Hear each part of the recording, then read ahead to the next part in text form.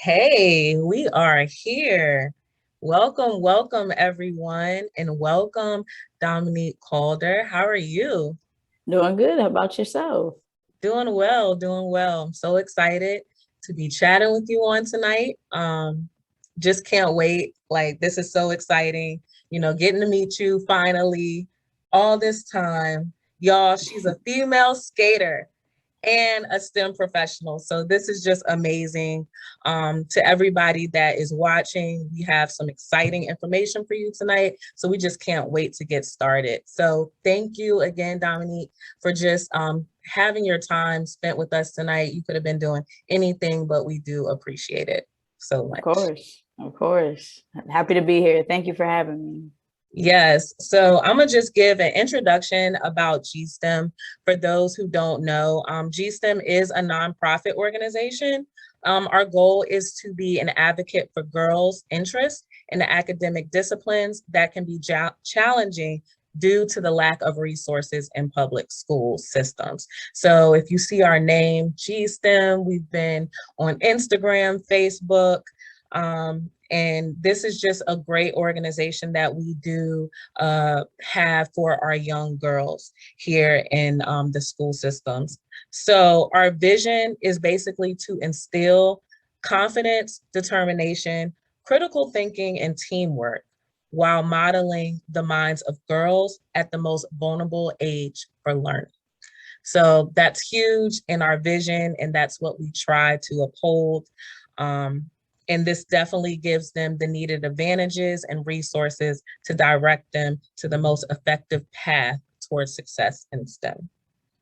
Well, with that being said, with our GSTEM intro, we have again Dominique Calder. So excited.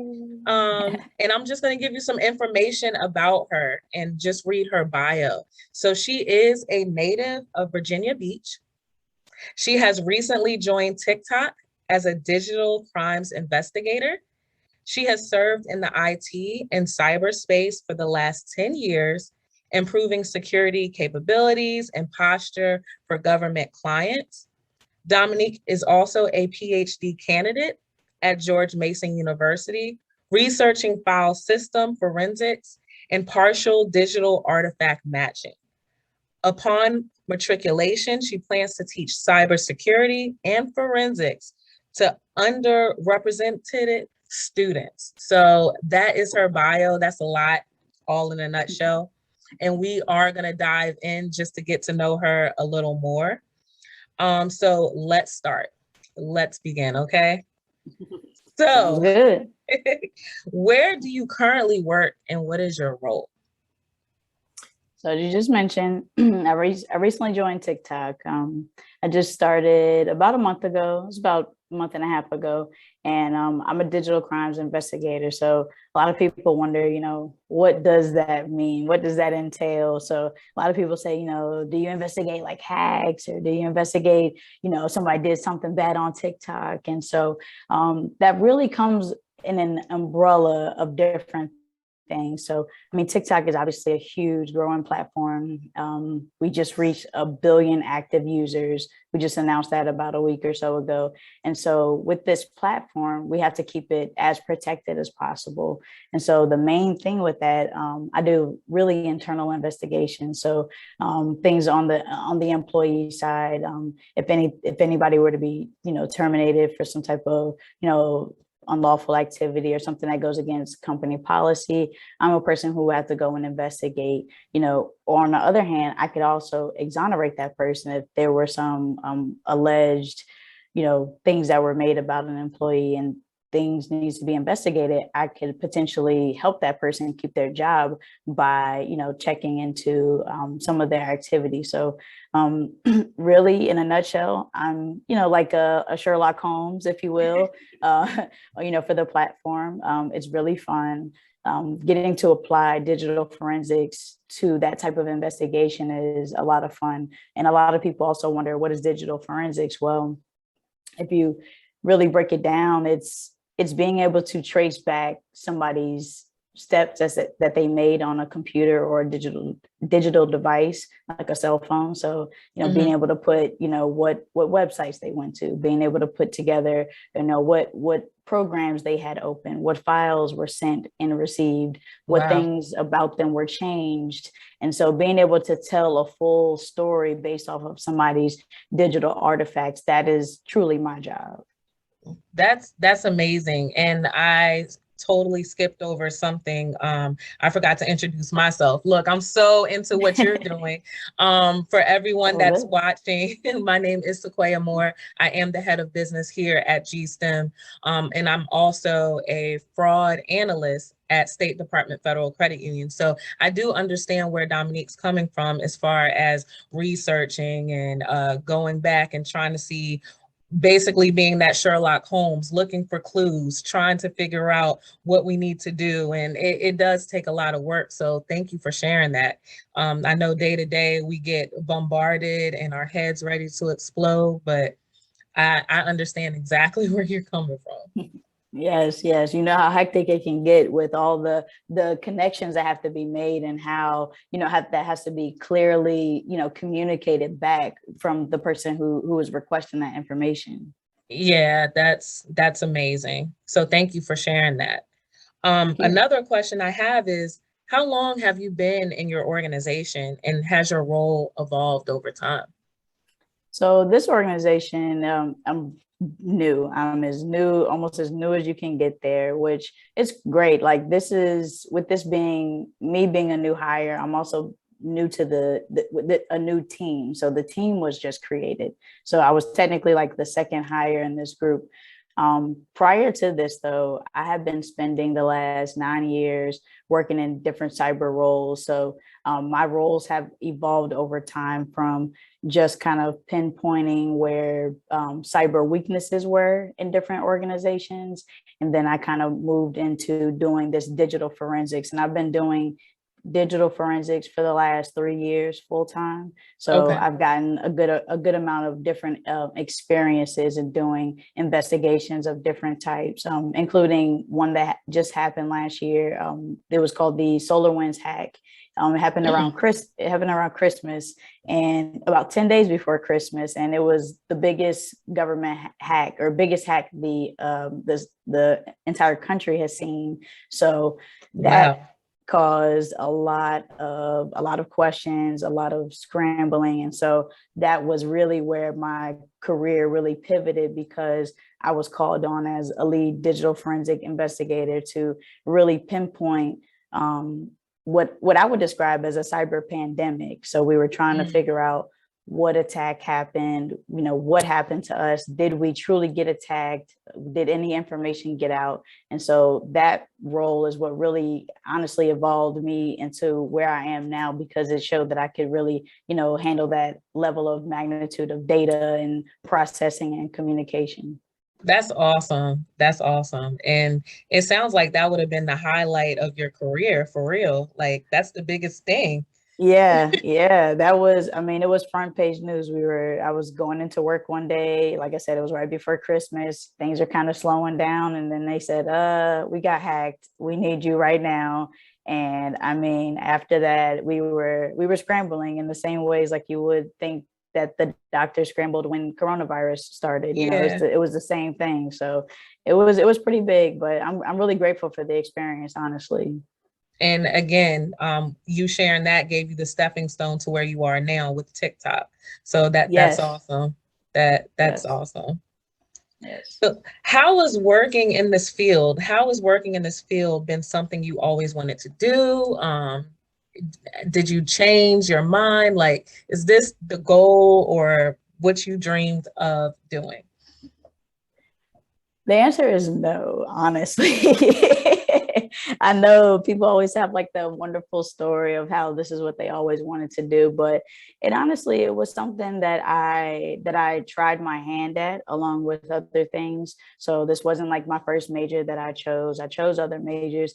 And honestly, like, and just speaking to STEM in general, when I tried majors like sports management, I tried majors like business, and then I kept pivoting to computer science, but it was so hard. It was so hard. I could not get programming down. I could not get some of those basic foundational concepts. And I kept saying, this is too hard, I'm leaving. And so I kept leaving the major. But eventually, when I went to Norfolk State, that was my third time, as we briefly spoke about, that was my third time trying school.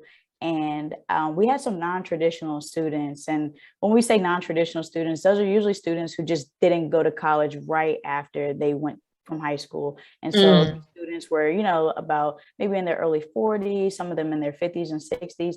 And I saw those students really, really taking the time to understand the components of the major, understand the components of our classes. And I said, well, if they can do it, I can do it.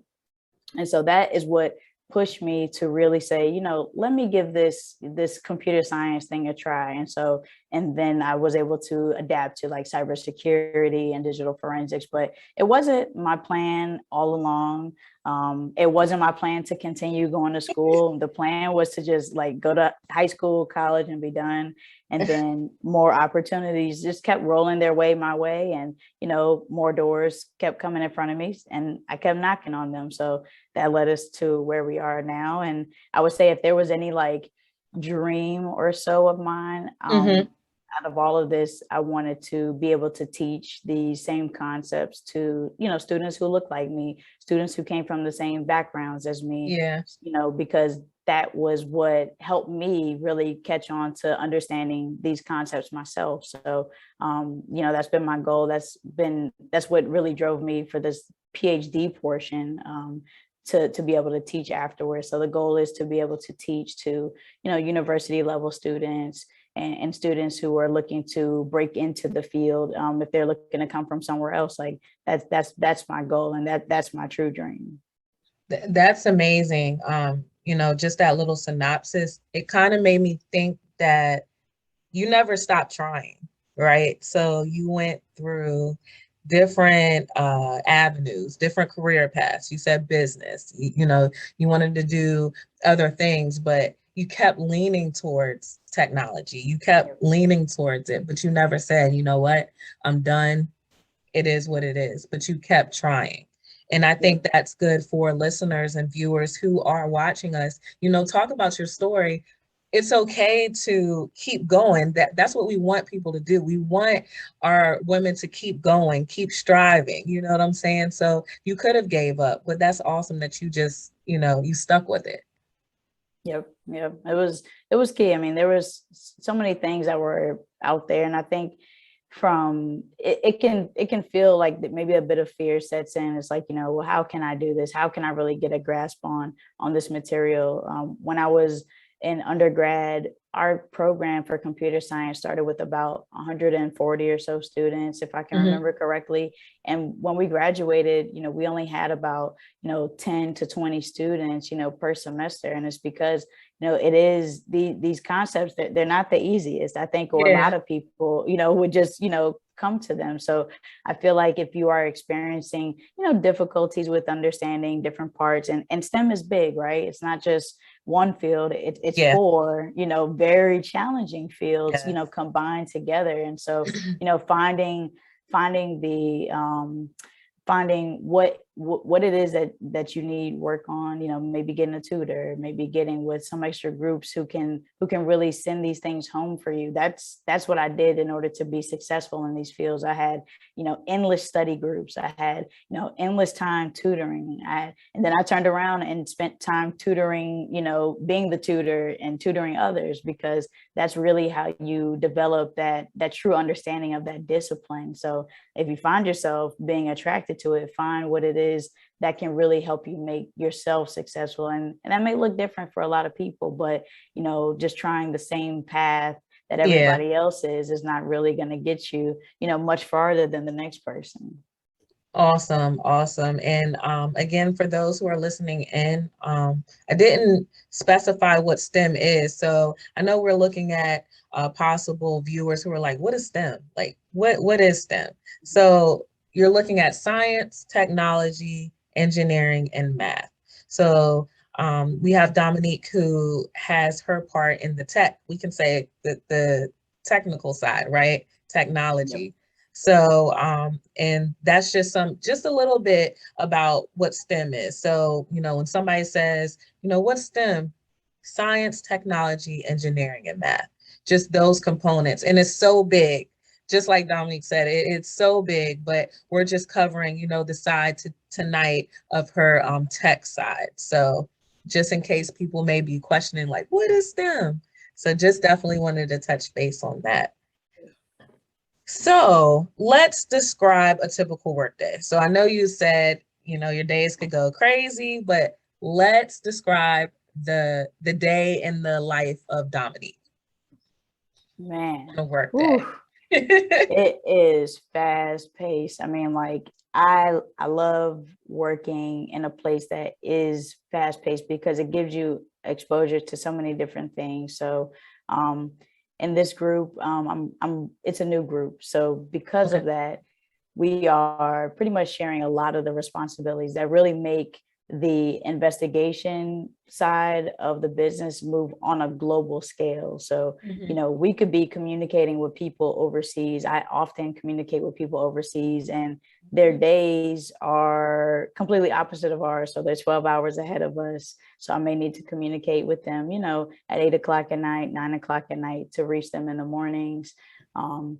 What I would do is what normally happens is like a request is made for an investigation to be open, and they would give us the premise and background, and then we start gathering up our data sources, which would be different, whether it's a computer, different areas where different employees or incidents may be touched. We need to get that information, and then we start kind of piling it up, and before you know it, I mean, we're looking at files on computers, but really we're looking at a mountain of data. So just like when the police do investigations, they're not just looking in one room. They can be looking at a whole house. They can look at a whole, college campus, whatever the crime scene is. When you're thinking about what is the crime scene of a computer, our computers can hold 1 terabyte of data. That's a lot of information that we have to sift through, usually on a manual basis. And so we have tools and stuff that can help us. And so we do that sifting and we find what's most important. And then we have to write a report. And writing a report is honestly like writing everything that you found that was important to the case or what was not important to the case. And so you end up getting, a background of why you had to open up the case and all the details that stemmed from that. You have to write, we looked at the employee's computer, we looked at their phone, we looked at everything they logged into. So we're kind of given a detailed run of, all the information that we can be, that can be shared, with the group that's requesting. And then we have to help make a determination, honestly, and that will help, keep the person's job or not. And so that is just one, piece of it. So that's just one piece. Another part of it is really just building out the architecture of TikTok's organization. So as we grow, we have to be able to scale all of our computers and devices to be able to match with the business and the business needs. So as the company is growing, we're constantly assisting in the process, meaning getting new computers up, getting new cloud environments up, all of those things. So it's really fun because we're building out a business that has just started a few years ago to us, but it's become such an integral part of our lives. A lot of people are using TikTok, to pass their time during the pandemic, to, create a new life for themselves. Some people are becoming TikTok famous. And so that's changing their lives. So, it's really cool to be able to, protect the platform, at all costs. If we got hit by something very major, like if you wake up and see, TikTok has been hacked, they will pull us in, to help go through and sort through that data. So it's really our responsibility to take a mountain of data and be able to put a special lens on it to find what is accurate to be told about that story and give it in the most clear and concise way as possible. So you said a lot, okay? That was a lot. That is her day to day, y'all. And that's probably not even half. And I think that, just listening in, what we see, like, okay, so the TikTok viewers, all we see is people doing videos, like you said, being TikTok famous, but we never think of the investigative side, the forensic side of you having to look to see, hey, what's going on? Let me, research this. We're not thinking of that. So what you just said, that was a whole lot. It felt like a lot. It is a lot. It's something that, to keep a place so complex and so fast moving, so visible. I mean, I can't even open my phone without seeing TikTok on other places that's not work related and not the TikTok app. It's in every news, it's in every social media. I mean, you can't avoid it. And so that to me says that it's something that's going to be around for a while. And so, it makes me really interested to want to keep, the platform as safe as possible, especially knowing that so many people use it. So yeah, it's pretty cool. It's cool. I'm still, I'm still getting used to being in the environment myself. And I feel like I get 1,000 light bulbs that go off every day. Like, that makes sense. That makes sense. So it's very cool. Awesome. Now we have one more question for this segment. We're going to take a quick little break. But did you have a role model that influenced your decision to pursue your field? That's a good question. It's hard to really pinpoint one role model, honestly. Like I didn't really know anyone who did this specific job myself. It's not like somebody in my family or anybody did it. I watched a lot of crime shows growing up. So that really, really pushed me in the Okay. direction. I mean, my family, we love crime shows. So, I knew I couldn't do the biological forensics, collecting of the blood and stuff like that on real crime scenes. But I knew that the investigative side was so interesting to me. So that's what really drove me to, being in this field. You see those people on like Criminal Minds, what's her Yeah. name, Garcia, like that's Yeah. my job. I'm like the Garcia, like, like finding out like who did what, or, like Aram from Blacklist. It's like the same type of thing, doing that investigative side. But I had some professors that, had exposed me to the field. And I do have to thank them for that because, I didn't really know what it was. And I had one professor, Dr. Aurelia Williams, and she exposed me to the field and told me like, this is forensics. And honestly, we didn't have a lot of forensic classes by the time that I got to the program. So she gave me some one-on-one independent study time. And so that's where I really got my introduction. So after that, I knew that this was something that I wanted to do in some capacity. And so I just been running with it from there. Awesome. Awesome. Thank you so much. This was a wonderful first segment. I hope the viewers really enjoyed. I know I did. Wanted to ask so many more questions, but lack of time. But we're going to just take a quick break. You can get some water, and I'm going to just, touch on what we have coming up in GSTEM. So for everyone who has been listening in, we have GSTEM Week 2022 coming up next year. Woo! It's our summer program, Girls Revolutionize. So, oh, I love the claps. Love the claps. So the dates we have for everyone listening in, our dates are July 11th through the 15th, 2022. So please mark your calendars, July 11th through the 15th, 2022. This is virtual learning. So it's going to be the virtual learning style that we did this year. This year, our theme was Dominique, get ready to innovate. It was amazing. This was our first GSTEM week. So we're keeping it going. So we have our second one coming up, GSTEM week 2022, Girls Revolutionize. So let me give you the dates again, July 11th through the 15th, 2022. This week long program will focus on one STEM and one business subject per day. Each subject focused day will have professionals from the field to discuss their career journey. including their roles at their respective companies and challenges and advice to help the participants in their own journey.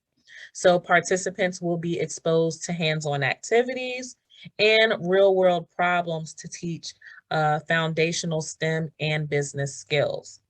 The skills will involve group projects that will allow the participants to create and present their innovative solutions to their guardians. So at the end of the week, they'll go ahead and present it to us and also their parents or guardians.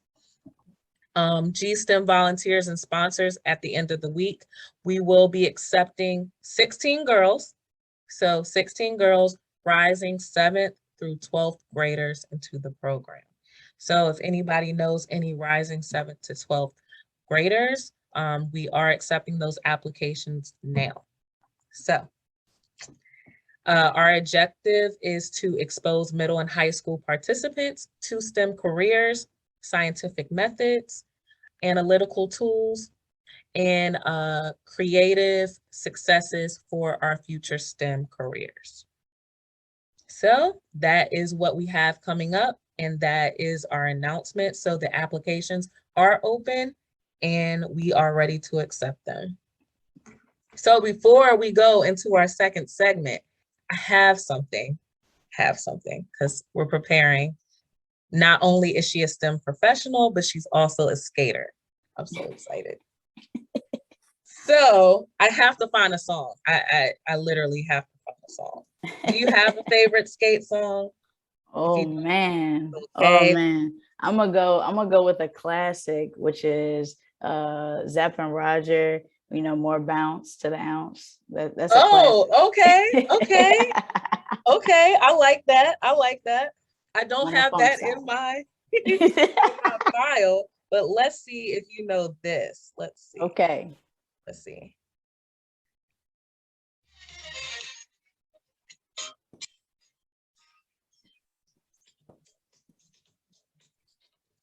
Turn that up. Yeah. Man, I want to go to the ring and put my ace on right now. Listen, I would love to play the whole thing, but I had to do the intro before we go to our second segment. But yeah. You are fellow skate fam.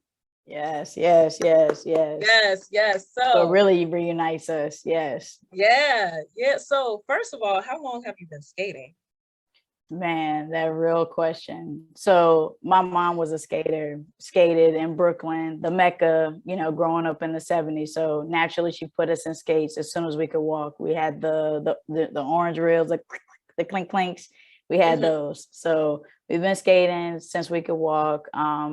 Naturally, like I would say in high school, I really slowed down and took a break through college, didn't really skate either. But it was when I moved to New York, in 2015, I started skating again, like actually skating, getting back and going. I'm talking 4 or 5 times a week. So wow, you know, so I've been, I would say heavily on the skate scene in the last 5 years.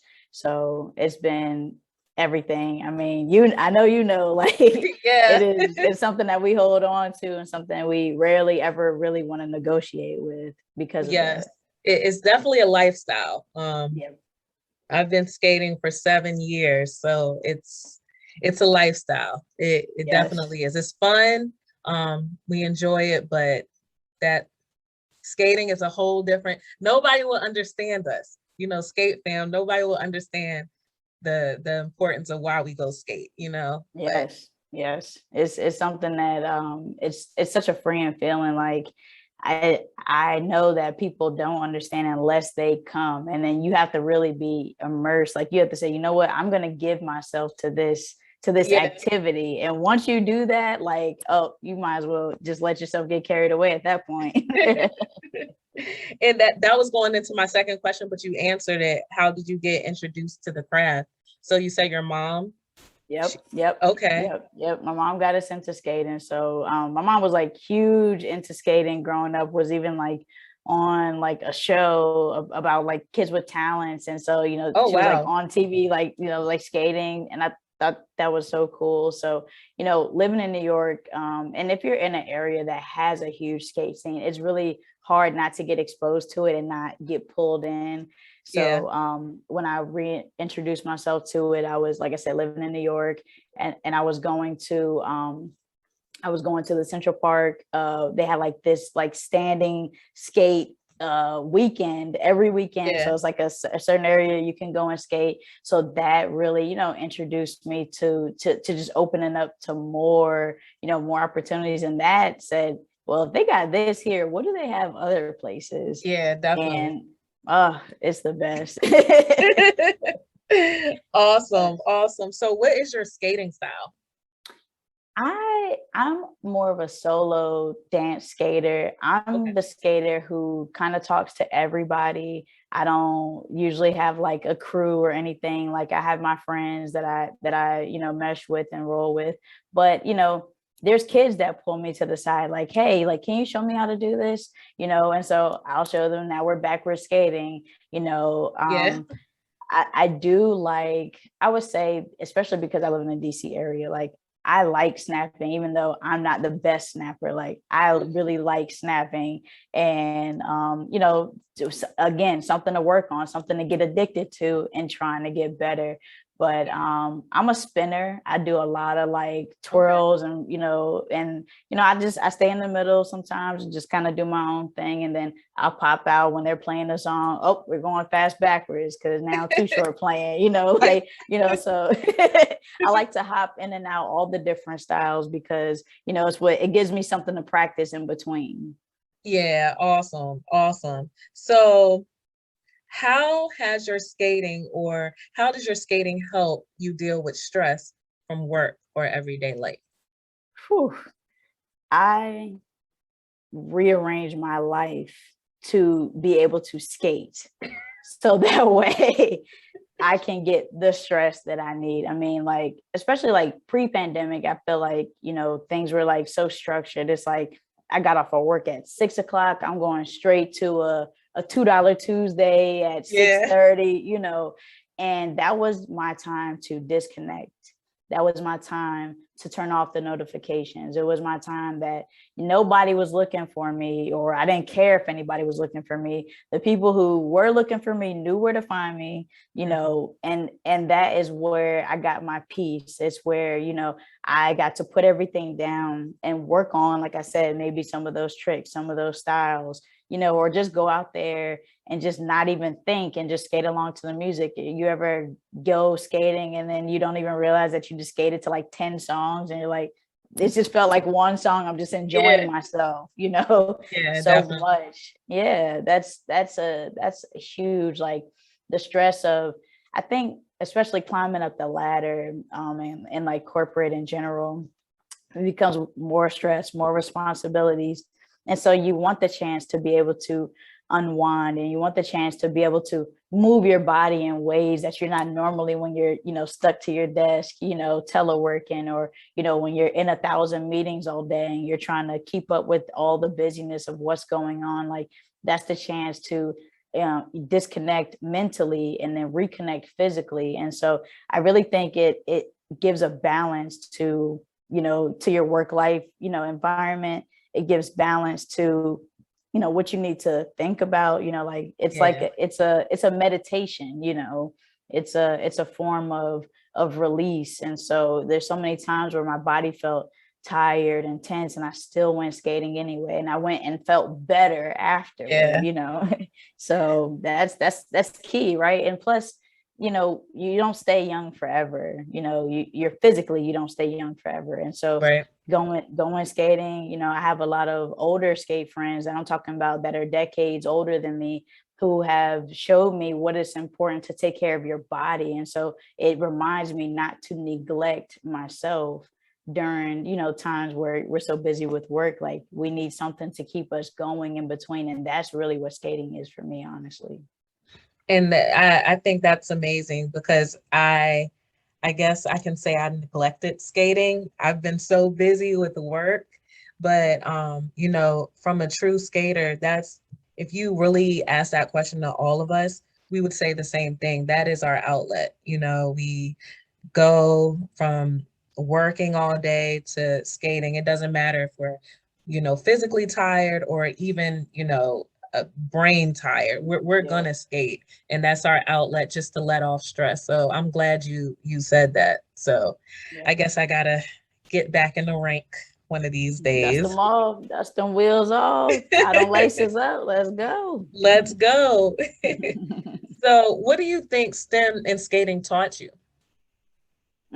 Well, if you're talking about from a literal perspective, physics, because Wow, yeah. you learn a lot about what can move and how it's supposed to move. And, you Mm-hmm. know, I think about how I struggle with like certain skate moves, and somebody will tell me something so small. And it's like, if you just do this, if you just turn your hip this way, it changes the momentum of how you move. Mm-hmm. And that taught me, like, you know, just like, hey, like there's more than one way to approach something. Yeah. And so that's something I really enjoy. But from a skating and STEM perspective, like I have gotten a huge network. You know, I'll skate with Mm-hmm. people for months or years and not know what they do for a living. And then come to find out we do like something like almost just the very same. And I'm like, wow, like we're all a lot the same, and we have our own differences that really interconnect us. So, you know, and talking to Toya, who invited me, you know, to Yeah. this chat with GSTEM, you know, we had so many similarities. And I'm like, you know, we've done all this chit chatting back and forth. And, you know, we didn't even know that we had so many background similarities.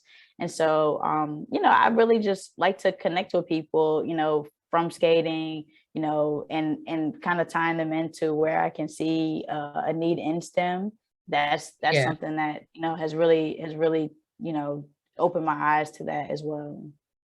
And I'm glad you shared that because, you know, as skaters, you would just think, oh, this person skates and that's it. But the power of networking, right? So what you described, you like talking to people. So you would have never known what background, for instance, like you said, Toy had. Y'all shared the same similarities, the same, you know, background. So I think it's important, you know, for skaters who are listening in, you know, the power of networking, being able to talk, you know, to skaters, and you just never know what insight you can help me, I can help you. And that's what it's all about. It's not just about, you know, just showing moves, but also, you know, that career path. Looking to see, okay, wow, Dominique is a what? Forensics for TikTok? Like, who would have thought? I just thought that she spend in the, you know what I'm saying? So yeah, I'm glad that you pointed that out, that it's definitely the power of networking. Yeah, yeah, all day. Awesome, awesome. So I think you touched on it, but if you can just touch on it one more time, why do you believe it's important to have a work and life balance? Oh, there's times where I did not have a work-life balance, and it felt like life was not manageable. If you don't Yeah. have that balance, you don't have the ability to really continue on the next day. And so when you're expected to go to work, if you're expected to go to a place, you know, where you have to produce high quality results, you know, or Hmm. be in a high performance environment, you have to take the time to be able to relax and Hmm. disconnect. You know, you can't, you know, we're not machines, you know, as much as Yeah. we like to think that we are, you know, we're not machines. I think things like skating, or, you know, whatever, if someone isn't a skater, you know, whatever you have for you that is like skating, that can be that escape, you know, that is just truly important for me, especially in trying to make sure that I'm my best self to go on, you know, to work. You know, it's my time to, you know, really disconnect from everything else that I have. I mean, skating is its own environment. You're not taking your phone and recording everything you're doing. It's not like, you Yeah. know, going to a party or going to any other selfie experience, you know, where you're Hmm. doing a bunch of that. So having that balance is just really important. So if as you start to move through and go through life, I feel like as we get more responsibilities, we have to be able to offset that with Yeah. some downtime. So yeah, that's why it's so important. Mental health, man, is everything. Yeah, definitely, definitely. And Yeah. and thank you for that information. So, you know, just last but not least, you know, you stated during our chat that you do work for TikTok. So Does your company have any internships or other opportunities that you would like to share, just for viewers who are listening in who may, TikTok all day, but just want to know, hey, I didn't know it could be a job as well. So, Yeah, there's a lot of open positions. I use LinkedIn a lot for, okay. just looking at opportunities and stuff. And now that I'm there at TikTok, I see a ton of people posting all the time. So there are internships that are there in different areas. You got areas for cyber, you have areas for other stuff like marketing, because that's a big part of, this digital world nowadays. And so, you can definitely go on there and see what's available. I also have been freelance teaching, helping people pivot into cybersecurity, Okay. who were looking to come from maybe like a different field or career path and maybe want to try something else. And so I've been helping train students get certified in the Security Plus certification. So we've had about 10 students so far successfully pivot from other areas into cybersecurity. They're getting certified, getting job offers. So there's a lot of opportunity for people looking to make those moves. The company I work with is called BestLink Strategies, and so people can sign up through BestLink Strategies, go through a program, and get certified in Security Plus, and then they can present themselves to be able to work as cyber professionals, and honestly a really short time. Okay. Teaching them how to do like my first couple of jobs in cybersecurity, and honestly it's already helped people get their first jobs. So That's awesome. yeah, it's been really cool. So there's a lot of options there. Check both of those out. Okay. Well, thank you. Thank you so much. I know everyone's, that this was a great chat. Dominique, again, this was amazing to learn about your journey and, your profession. So we do appreciate you. We appreciate your time because you didn't have to do this, but you did. So we thank you. Thank you so much. Thank you so much. Thank you for For having me. everyone, my name is Sequoia. I am the head of business here at GiSTEM, and we have our next GiSTEM chats coming up. It's going to be for National STEAM Day. So our title for that is going to be Education versus Reality. So that's going to be taking place on November 9th at 7 o'clock. So be there, and this will be in an amazing event. So again, we do appreciate our guests for taking the time to speak with us, who is Dominique Calder. Thank you so much for our viewers for tuning in. If you haven't already, please follow us. We have Instagram, LinkedIn, and Twitter. And please follow us at GSTEM Inc. And if you have questions or would like more information about our organization, please review our website. It's www.gsteminc.org, or contact us by email at gsteminc@gmail.com. We cannot wait to see you at the next GSTEM chats, and have an excellent, excellent evening.